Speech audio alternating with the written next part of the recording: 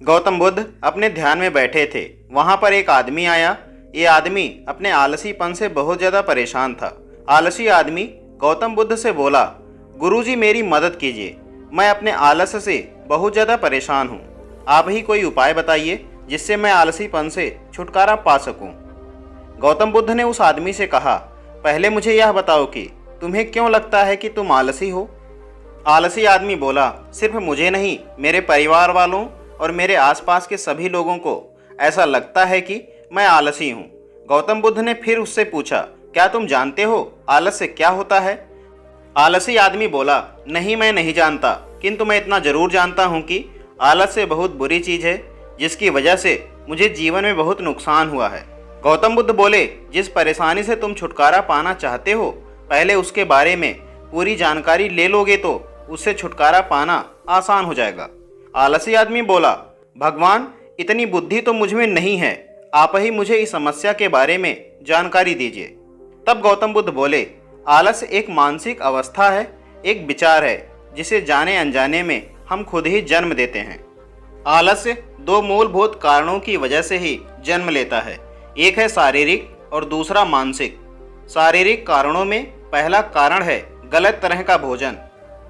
हम सभी जानते हैं कि हमारे शरीर को भोजन से ऊर्जा मिलती है और यह ऊर्जा सजीव चीज़ों से मिले तो अच्छी, यानी कि प्राकृतिक रूप से जो हमें भोजन की वस्तुएं प्राप्त होती हैं उनसे अगर यह ऊर्जा मिले तो हमारा शरीर इससे अच्छी ऊर्जा प्राप्त करता है। ठीक इसके उल्टा यदि हम निर्जीव वस्तुओं से ऊर्जा प्राप्त करते हैं तो यह हमें आलस्य की ओर लेकर जाती है। दूसरा कारण हमारी शारीरिक गतिविधियां भी हमें आलस्य के चुंगल में फंसा सकती है। गौतम बुद्ध ने आलसी व्यक्ति को अपने शिष्यों की तरफ इशारा करते हुए कहा कि देखो, इनके चलने फिरने बैठने के तरीकों में तुम्हें कुछ अलग नज़र आ रहा है। जब आलसी व्यक्ति कुछ समझ नहीं पाया तब गौतम बुद्ध ने उससे कहा, मेरे शिष्य जब भी बैठते हैं तो वे रीढ़ की हड्डी को एकदम सीधा रखते हुए बैठते हैं। चलते हैं तो उनके दोनों पैरों के बीच अच्छे से संतुलन बना रहता है और जब वह सोते हैं तो उनका शरीर एकदम शिथिल रहता है। ऐसा करने से उन्हें रात्रि में एकदम सही तरीके से नींद आती है। आलसी व्यक्ति बोला, लेकिन नींद तो आलस्य का ही एक स्वरूप है। बुद्ध बोले, हाँ, अगर उसे ज़्यादा मात्रा में लिया जाए तो। बुद्ध ने इस बात को आगे बढ़ाते हुए कहा, नींद कम मात्रा में लोगे तो तुम्हें अगले दिन थकान महसूस होगी और ऐसा करने से ज़्यादा आलस्य शरीर में आएगा। नींद ज़्यादा लोगे तब भी यही परिणाम होगा। इसलिए नींद को न ज़्यादा न कम, एकदम सही मात्रा में लेना अति आवश्यक है। आलसी व्यक्ति बोला, हाँ, यह मैंने भी अनुभव किया है। बुद्ध बोले, अब मानसिक कारणों के बारे में जान लो। मानसिक कारणों में सबसे पहले है हमारी पुरानी गलत धारणाएं। अक्सर ऐसा होता है कि हम पहले जिन कामों में असफल हो चुके हैं हमारे अंदर ऐसी भावनाएं बन जाती हैं कि हम उस काम में हमेशा असफल होते रहेंगे, जिस वजह से हमें उस काम को करने में आलस आता है। ऐसी धारणाओं से छुटकारा पाने का एकमात्र उपाय यह है कि हमें अपने मन को समझाना चाहिए कि पिछली बार जब हम उस काम में असफल हुए थे तो हम उसके बारे में जितना जानते थे अब हम उसके बारे में उससे ज़्यादा जानते हैं, क्योंकि असफल होने के बाद हम उससे काफ़ी कुछ सीखे भी हैं। बुद्ध बोले, दूसरा कारण है आलसी और कामचोर लोगों की संगत।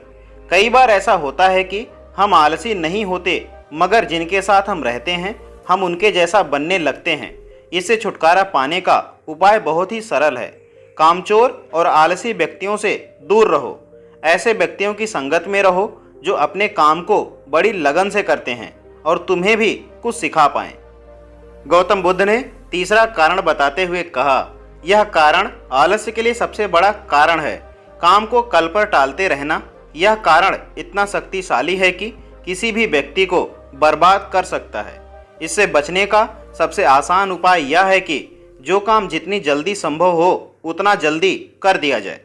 गौतम बुद्ध ने आलसी व्यक्ति से एक सवाल पूछा, मान लो तुम किसी रेगिस्तान में फंस गए हो और तुम्हें प्यास लगी है तो तुम क्या करोगे। आलसी व्यक्ति बोला, मैं जल्दी ही रेगिस्तान के आसपास कोई गांव की तलाश करूंगा या ऐसी जगह की तलाश करूंगा जहां पर मुझे पानी मिल सके। गौतम बुद्ध बोले, अगर तुम्हें काफ़ी देर ढूंढने पर भी पानी ना मिले तब तुम क्या करोगे? आलसी व्यक्ति बोला, मैं तब भी अपनी तलाश जारी रखूंगा, क्योंकि ऐसी परिस्थिति में मेरे पास कोई और दूसरा विकल्प तो होगा ही नहीं। गौतम बुद्ध बोले, बिल्कुल सही। और यही मानसिक स्तर पर आलस्य का चौथा कारण किसी भी निश्चित लक्ष्य का ना होना, यह भी आलस्य की ओर लेकर जाता है। अब सुनो पांचवें कारण के बारे में। गौतम बुद्ध बोले, सोचो कि तुम्हारे पास काफ़ी सारे सोने के दागिने यानी कि गोल्ड कॉइन हैं, जो तुम्हें एक जगह से दूसरी जगह पर लेकर जाना है।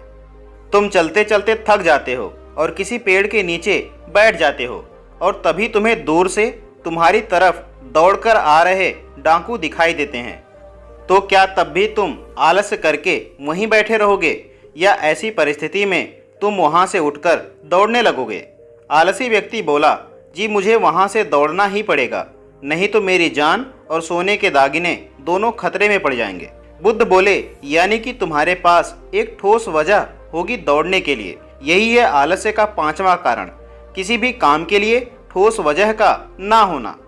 आलसी व्यक्ति भगवान बुद्ध की बातों से संतुष्ट हुआ।